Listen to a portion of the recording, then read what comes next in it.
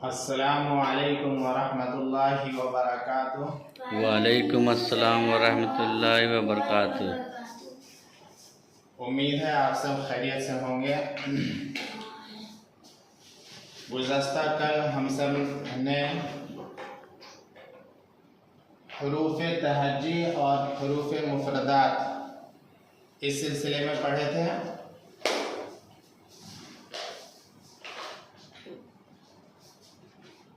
या मुफरदात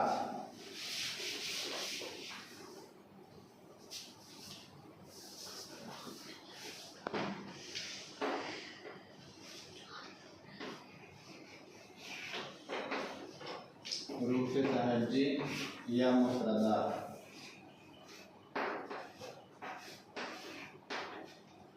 ये अलिफ से लेकर के या तक हम सब पढ़े थे कल। जैसे इंग्लिश में अल्फ़ाबेट होता है वैसे अरबिक में हरूफ मुफरदात होते हैं अलिफ से या तक। कल अच्छे से हम सब सीख लिए थे। आज हम सब इसके आगे डॉट यानी नुक्ता को सीखेंगे। इन हरूफ में जैसे अलिफ बा में डॉट पड़ता है, बा के नीचे एक नुक्ता रहता है। तो ये जो नुक्ता हरूफ में ऐड रहता है, लगता है, उस नुक्ते को हम सब सीखेंगे कि किसमें क्या क्या नुक्ता आता है, कितने नुक्ते आते हैं। तो एक आता है बा के नीचे एक नुक्ता, ठीक। तो इसको हम सिर्फ ऐसे समझ लेते हैं, ये लाइन दे दी है, इसके नीचे एक नुक्ता डाल दिया। तो ये नीचे एक नुक्ते का मतलब हो गया कि ये बा होगा।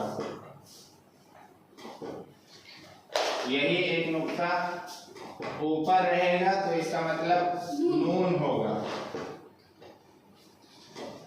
यही एक नुक्ते के बजाय दो नुक्ता हो जाए, दो डॉट पड़ जाए तो इसका मतलब या होगा। और ऊपर दो नुक्ता पड़ जाए तो ता होगा। और यही अगर दो नुक्ते के बजाय तीन नुक्ता पड़ जाए तो सा हो जाएगा।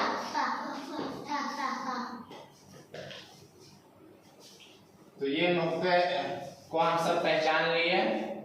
अब हम सब पहचानेंगे कि मुफरदात या हरूफ के जैसे कुछ शक्लें होती हैं, डिफरेंट शक्ल भी होते हैं। जैसे अल्फाबेट में ए होता है, कैपिटल लेटर में अलग से लिखा जाता है, उसकी शक्ल अलग होती है, और स्मॉल लेटर में अलग होती है। ऐसे ही हरूफ तहज्जी में अलिफ जैसे हो गया, तो ये शुरू में जो इसका असल शक्ल है वो ये है अलिफ। यही जब कहीं हरूफ दूसरे हरूफ के साथ मिल करके आएंगे, लफ्ज बन करके आएंगे, जब कंबाइन हो करके, जैसे एप्पल, तो A double P L E, इसमें ए है, डबल पी है, एल है, ये कई लेटर्स मिल करके एक वर्ड बना। तो ऐसे ही जब ये अलिफ दूसरे लफ्ज के साथ मिल करके आएंगे, लफ्ज में जब आएगा तो इसकी शक्ल थोड़ी सी चेंज होती है। एक ये ऐसे रहती है और एक ऐसे रहती है। जैसे हमको लिखना हो बा अलिफ, तो ये बा हो जाएगा, ये अलिफ हो जाएगा। ऐसे ही अगर लिखना हो लाम अलिफ, तो ये लाम हो गया, ये अलिफ। तो हल्का सा चेंज हो रहा है, ठीक। लाम अलिफ,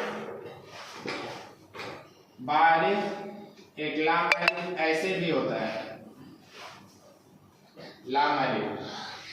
तो ये अलिफ हो गया। इसके बाद बा है, बा की ये शक्ल होती है। यही जब लफ्ज में मिलकर के आएगा तो इसकी शक्ल या तो ऐसे होगी बा, या फिर ऐसे होगी बा। जैसे हम लिखना हो बा जीम, तो ये बा हो गया, ये जीम हो गया। या लिखना हो बा लाम, तो ये बा। तो ये बा की दो शक्ल हो गई, एक ये हो गई और एक ये, ऐसे ही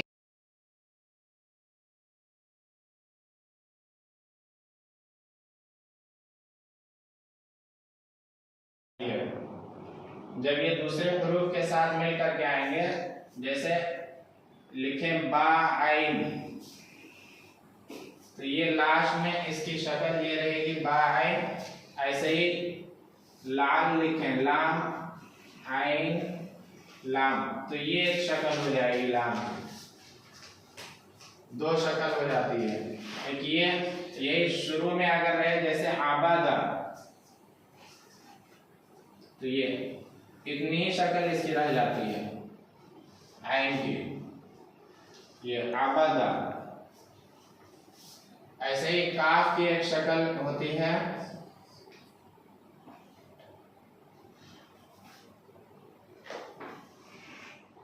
ये काफ अलिफ। ऐसे ही बा काफ ता, तो एक ये काफ की शक्ल हो जाती है, छोटी काफ। तो ये हरूफ के कुछ मुख्तलिफ शक्लें थी जिसको हम सब पहचान लिए हैं। अब इसके बाद जो है हरूफ की शक्ल के बाद और नुक्ते पहचानने के बाद, डॉट से भी हम सब कहीं कहीं पहचान लेते हैं कि ऊपर अगर एक नुक्ता है तो नून बोलेंगे, नीचे एक नुक्ता है तो बा बोलेंगे। ऐसे ही कई शक्लें हम सब सीख लिए मुख्तलिफ, आइन के, काफ के और ऐसे ही अलिफ के, बा के, तो शक्लें भी सीख गए। अब इसके बाद हरकत कुछ इस्तेमाल होते हैं जिसको ज़बर ज़ेर पेश वगैरह कहते हैं। तो ये ज़बर ज़ेर पेश को इंशाल्लाह हम सब कल सीखेंगे। आज यही दो चीज़ें सीखते हैं और अब आगे हम सब के टॉपिक में जो समर कैंप ये चल रहा है, अभी जो गर्मी के अयाम चल रहे हैं, छुट्टी के दिन चल रहे हैं, गर्मी की छुट्टी, इसको इंग्लिश में हम सब समर वेकेशन बोल रहे हैं और अरबिक में बोलना हो तो इसको उतलतुस सैफ बोलेंगे। अरबिक में गर्मी छुट्टी को उतलतुस सैफ बोलते हैं।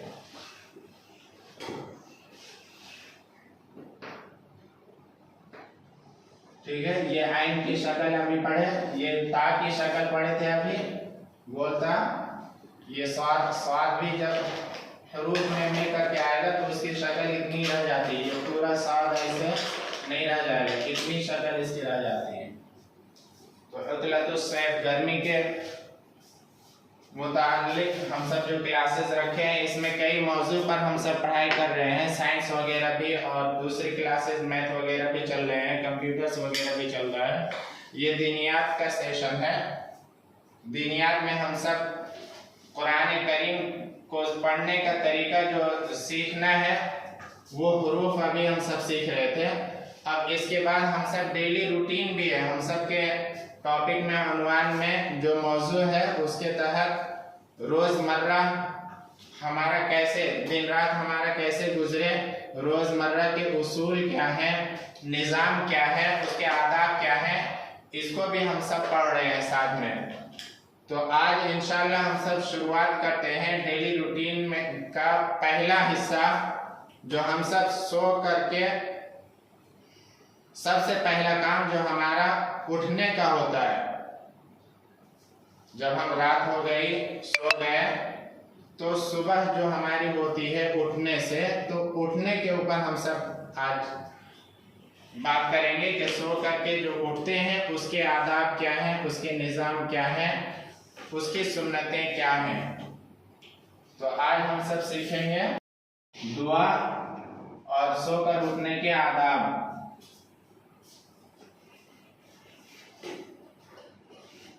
सोकर उठने के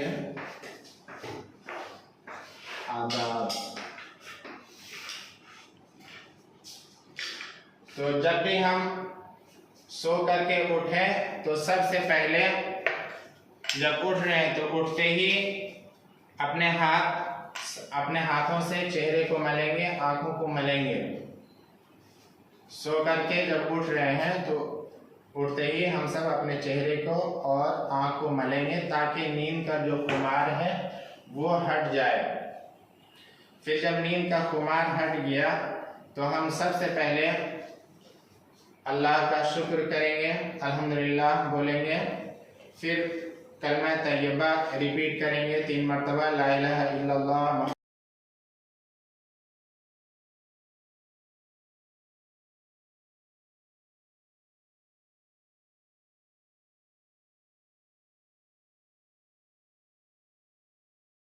बादमा अमातना व इलैहिन नुशूर।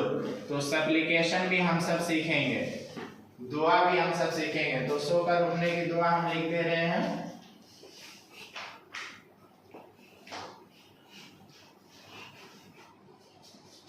अल्हम्दु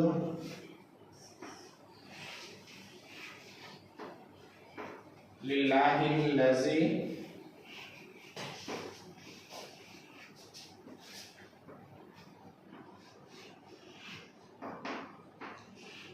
अहयाना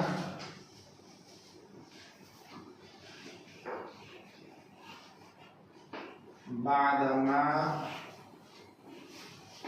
अमातना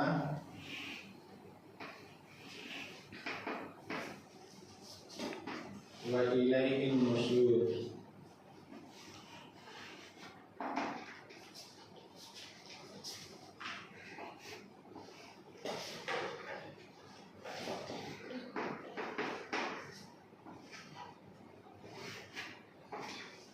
ये दुआ हो गई अल्हम्दुलिल्लाहिल्लज़ी अहयाना बादमा अमातना व इलैहिन नुशूर।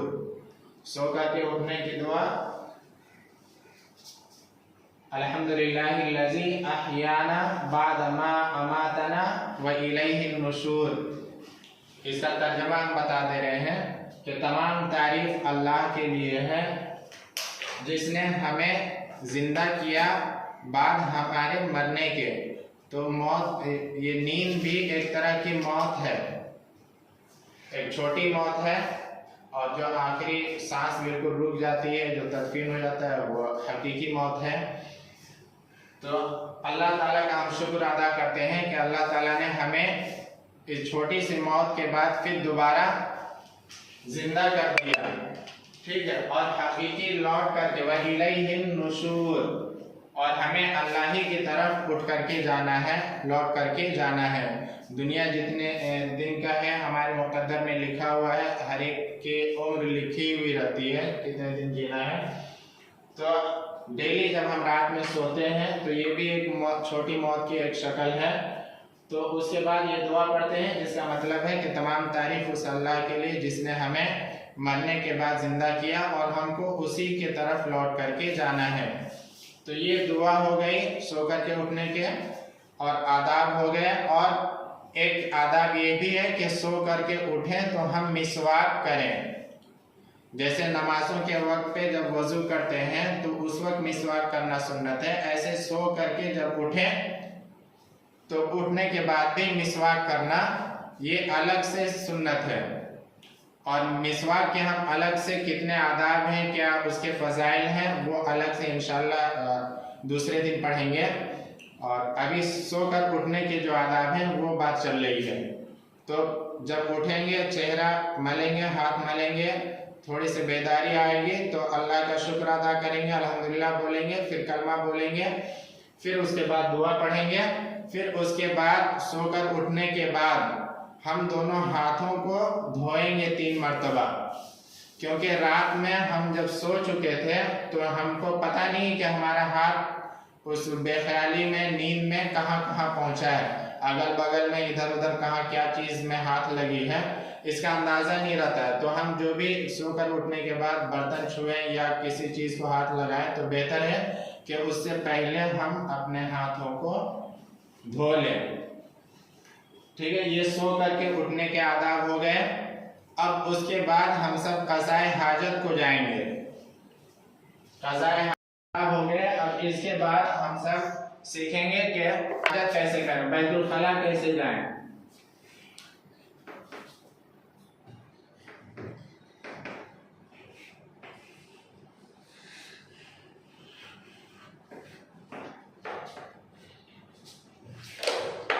बैतुल खला के आदाब।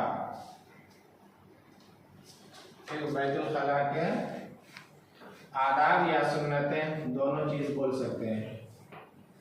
ये आदाब और ये जो तरीके हैं ये हम सब के आखिरी नबी जनाब मोहम्मद रसूलुल्लाह सल्लल्लाहु अलैहि वसल्लम की सिखाई हुई है, इसलिए इसको सुन्नत ही है। हम सब अपने आम फहम जुबान में आदाब बोल देते हैं, अदब बोल देते हैं, तरीका। तो अब जानेंगे, सो करके उठ गए, उसके बाद जो पहला काम होता है वो बैतुल खला जाने का होता है, क़ज़ाए हाजत का होता है। इसके भी बहुत से उसूल हैं। सबसे पहली बात, अभी तो टॉयलेट वगैरह बाथरूम वगैरह बन गया है, तो अभी की ये शक्ल है, लेकिन पहले थोड़ा सा पीरियड पीछे में जाएंगे तो उस वक्त इस तरह के टॉयलेट जो अभी चल रहे हैं, पेन वगैरह का जो बैठाए हुए होते हैं घर पे, वो शक्ल नहीं थी। तो उस वक्त में हालांकि आदाब हमेशा के लिए है, जब तक दुनिया कायम है तो ये आदाब वैसे ही रहेंगे। जो माहौल पाया जाएगा उसके मुताबिक हमको अपने आदाब बजा लाने हैं, उस आदाब पर अमल करने हैं। तो इसके आदाब में से ये है कि हम टॉयलेट के लिए या क़ज़ाए हाजत अपने जब तो हम ऐसी जगह का सिलेक्शन करें बैतुल खला के लिए या क़ज़ाए हाजत पूरी करने के लिए। हम ऐसी जगह पर जाएं जहां पे लोगों की निगाह ना जाती हो, लोगों से दूर हो करके किनारे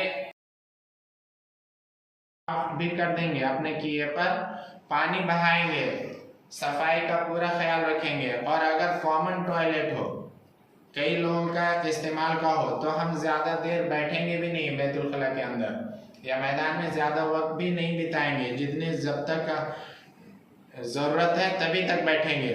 क्योंकि ज़्यादा देर बैठेंगे तो दूसरे का जिन्होंने नंबर लगाया होगा उसकी तकलीफ होगी, उसको तकलीफ में हम रख रहे हैं, इसलिए जल्दी निकल जाए।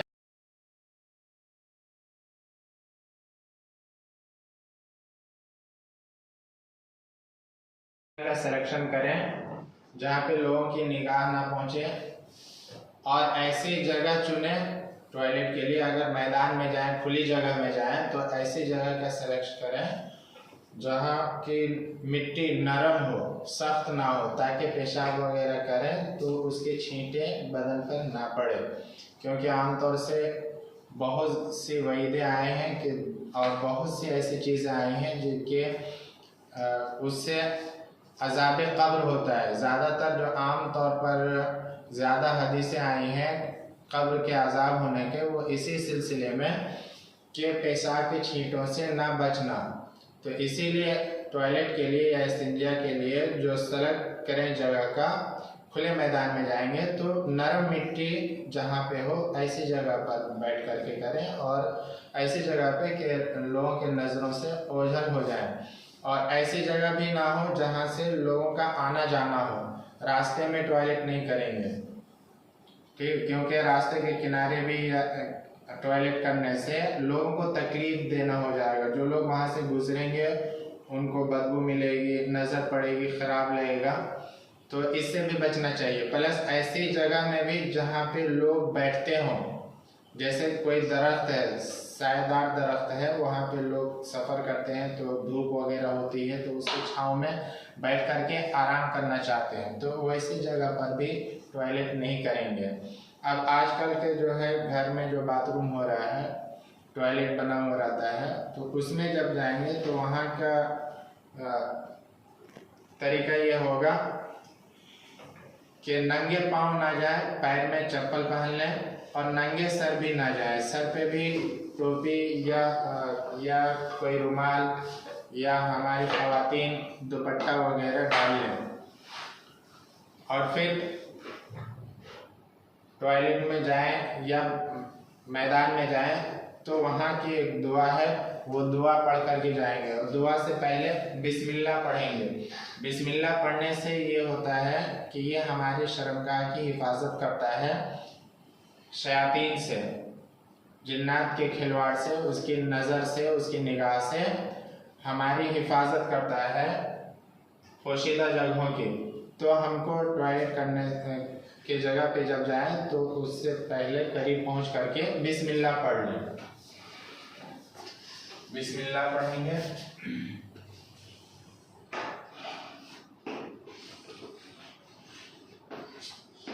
बिस्मिल्लाह पढ़ेंगे, उसके बाद इसकी दुआ, टॉयलेट वाली दुआ पढ़ेंगे।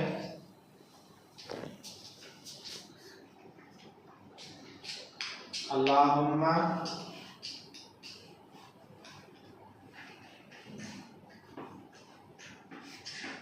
इन्नी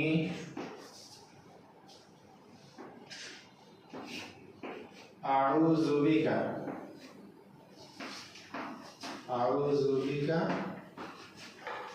अल्लाहुम्मा इन्नी आऊज़ु बिका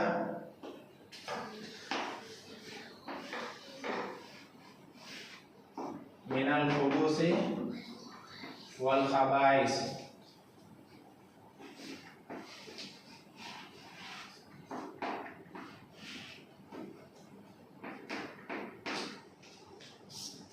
अब्दुल समद पढ़िए हमारे साथ। अल्लाहुम्मा इन्नी आऊज़ु बिका मिनल खुबूसी वल खबाइस। इसका तर्जुमा होता है, अल्लाह मैं आपकी पनाह तलब करता हूँ, आपके अमान में आ जाना चाहता हूँ कि आप मुझे बचा लीजिए खुबूस और खबाइस। खुबूस क्या है? नर जिन्नात और मादा जिन्नात, यानी मेल फीमेल जिन्नात या शयातीन जो सरकश होते हैं, जो परेशानी में डालते हैं, जो बुराई में डालते हैं, ऐसे जिन्नातों और शयातीनों से अल्लाह हमें अपनी हिफाजत में ले लीजिए, ऐसे जिन्नों से हमारी हिफाजत फरमाए। ये दुआ पढ़ करके फिर हमें टॉयलेट के अंदर जाना है या मैदान में गए हैं तो वहाँ पे ये दुआ पहले पढ़ लेंगे, ठीक है। अब उसके बाद अगर टॉयलेट के अंदर जा रहे हैं तो पहला हम पैर कौन सा दाखिल करेंगे? बायां पैर दाखिल करेंगे। जब मस्जिद में या अच्छी जगह पे जाते हैं तो वहाँ पे दायां पैर पहले डालते हैं, अंदर रखते हैं। लेकिन जब ऐसी जगह पे जाएंगे, बाथरूम के जगह पे या कहीं गंदे जगह पे ऐसे जाना हुआ, तो वहाँ पे पहले जो पैर रखेंगे वो बायां पैर रखेंगे, ठीक है। तो बायां कदम रखा, अब बैठ गए। जब बैठेंगे तो जब बैठने के करीब होने लगेंगे तो हम अपना इज़ार या लुंगी उठाएंगे, ठीक है। जब बैठने के करीब पहुंचेंगे तब हम अपना तहबंद हो या लुंगी हो या कोई भी अस्तर जो हम पहने हुए हों वो हम उठाएंगे। फिर उकड़ू बैठेंगे, उकड़ू यानी दो जानू होकर के बैठेंगे, ठीक है। आजकल इंग्लिश टॉयलेट जो चल रहा है वो मजबूरी में आदमी बैठे, वरना इंडियन टॉयलेट में इस्तेमाल करें। और इंडियन टॉयलेट में ज़्यादातर जो बैठा जाता है वहाँ पे मजबूरी हो जाती है कि आपको दो जानू ही बैठना होगा। तो यही सुन्नत है कि हम दो जानू यानी उकड़ू होकर के बैठें। पलक जो बोलो बराज हमारा होगा या पेशाब या लेटरिन हम कर रहे हैं तो इसका ख्याल रखें कि उसके छींटे हमारे बदन पर ना पड़े, प्लस हम पेशाब पखाना को देखें भी ना, इस बात का भी ख्याल रखेंगे। प्लस बाथरूम करते वक्त हम आसमान की तरफ भी नहीं देखेंगे और कोई जिक्र अज़कार भी नहीं करेंगे कि अल्हम्दुलिल्लाह या सुभान अल्लाह इस तरह की तस्बीह पढ़ने लगे, ये चीज़ें भी नहीं करेंगे। प्लस कोई सलाम वगैरह करे तो उसका जवाब भी नहीं देंगे या किसी से बातचीत भी नहीं करेंगे। टॉयलेट करते वक्त किसी से बातचीत भी नहीं करेंगे। अगर छींक आ गए तो उसके लिए अल्हम्दुलिल्लाह जो दुआ पढ़ते हैं वो भी नहीं पढ़ेंगे, ठीक है। और बाहर निकलने के बाद फिर दुआ पढ़ेंगे। दुआ हम लिख दे रहे हैं।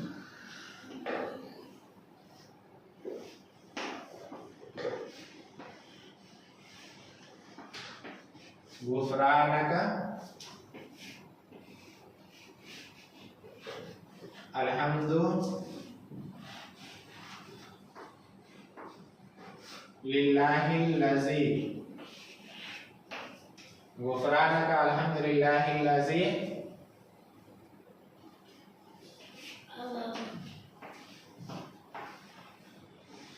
अज़हबा अन्निल अज़ा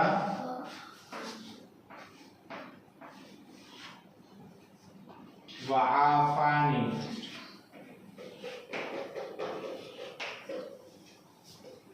पढ़िए हमारे साथ अब्दुल समद। गुफ़रानका अल्हम्दुलिल्लाहिल्लज़ी अज़हबा अन्निल अज़ा व आफ़ानी। गुफ़रानका, ए अल्लाह मेरी मग़फ़िरत फरमा। ठीक है। और तमाम तारीफ अल्लाह ही के लिए है जिसने मुझसे तकलीफदा चीज को, अलाज़ा तकलीफदा चीज बोलते हैं। ठीक है। तो तमाम तारीफ अल्लाह के लिए है जिसने मुझसे गंदी चीज या तकलीफदा चीज को दूर कर दिया। ठीक है। और मुझे आफियत बख्शी, तंदुरुस्ती बख्शी। तो जब हल्का हो जाते हैं, मैदान खुलासा हो जाता है, तो हमारी सेहत में तवानाई और तंदुरुस्ती आ जाती है, ताजगी आ जाती है। तो ये दुआ पढ़ेंगे बाथरूम से निकलने के बाद। उसके बाद हाथ को अच्छे से धोएंगे साबुन या मिट्टी से, ताकि बदबू भी दूर हो जाए। ठीक है। तो बैतुल खला में जाने के आदाब, उसके सुन्नतें और वहां से निकलने के बाद की दुआ, ये सारी चीज़ सीख लिए। इंशाल्लाह फिर कल जो है दूसरे मौजू पर। और एक चीज़ और है, हदीस। ये सारी चीज़ें, ये दुआ भी हदीस का ही एक हिस्सा है। हदीस भी हम सब पढ़ रहे हैं। इंशाल्लाह कल दूसरे मौजू पर हम सब बात करेंगे और सीखेंगे दूसरा मौजू।